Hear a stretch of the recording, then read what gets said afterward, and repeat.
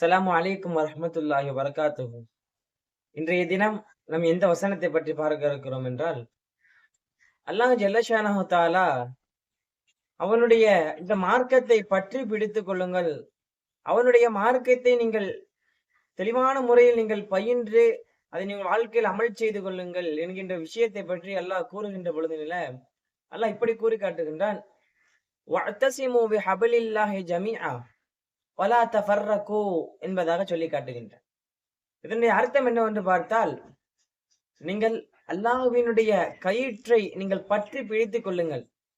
கயிறுன்னு சொன்னா அவனுடைய மார்க்கம் என்று அர்த்தம். விளக்கத்துல போடுறாங்க மார்க்கம் அல்லது குர்ஆன் என்பதாக போடுகின்றார்கள். அப்போ அல்லாஹ்வினுடைய மார்க்கத்தை, அல்லாஹ்வினுடைய மார்க்கம் என்கின்ற கயிறை நீங்கள் பற்றி பிடித்து இறுக்கமாக பிடித்துக் கொள்ளுங்கள். வலா தஃபர்ரகு, நீங்கள் அதை பிரித்து விடாதீர்கள். மார்க்கத்தில் நீங்க பிளவை உண்டு பண்ணாங்க, பிரித்து விடாதீர்கள் என்பதாக சொல்லி காட்டுகிறது. இந்த ஆயத்துல நமக்கு ஒன்றே ஒன்று விளங்க வருவது, இந்த ஒற்றுமை என்கின்ற விஷயம் இந்த ஆயத்தின் மூலமாக நமக்கு தெளிவாக விளங்க வருகிறது. ஒரு ஒரு மனிதன் அவன் தனியாக ஒரு முயற்சியில் ஈடுபடுகின்ற பொழுதினில் அவன் அந்த முயற்சியை முழுமை பெற செய்ய முடியாது. அதுபோன்று ஒரு மனிதன் அவன் முழுமையாக ஒரு கூட்டமாக ஒரு குழுவாக சேர்ந்த ஒரு விஷயத்தை செய்தான் என்று சொன்னால், அந்த விஷயம் அவனுக்கு அந்த ஒரு செயலை அவன் முழுமையாக செய்ய முடியும். ஆங்கிலத்தில் வார்த்தையை சொல்லுவாங்க, ஒற்றுமையே பலம் என்பதாக ஆங்கிலத்தை சொல்லுவாங்க.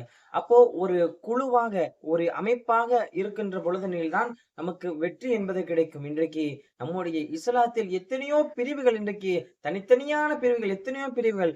இதனால்தான் இஸ்லாமியர்கள் பலகீனமானவர்கள். இஸ்லாமியர்கள் எதற்கும் உதவாதீங்க. அவங்களுக்குள்ளேயே பல குழுக்கள் இருக்கு. அவங்களுக்குள்ளேயே பல டீமா பிரிஞ்சு அவங்களுக்குள்ளேயே ஒற்றுமை இல்ல.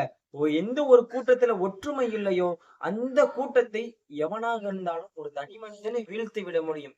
அப்படிப்பட்ட சூழ்நிலை தான் இன்றைக்கு நம்முடைய இஸ்லாத்தில் பல கூட்டங்களாக பிரிந்து பலகீனமற்றவர்களாக நாம் எல்லாம் நம்முடைய இஸ்லாம் சமூகம் இருந்து கொண்டிருக்கிறது.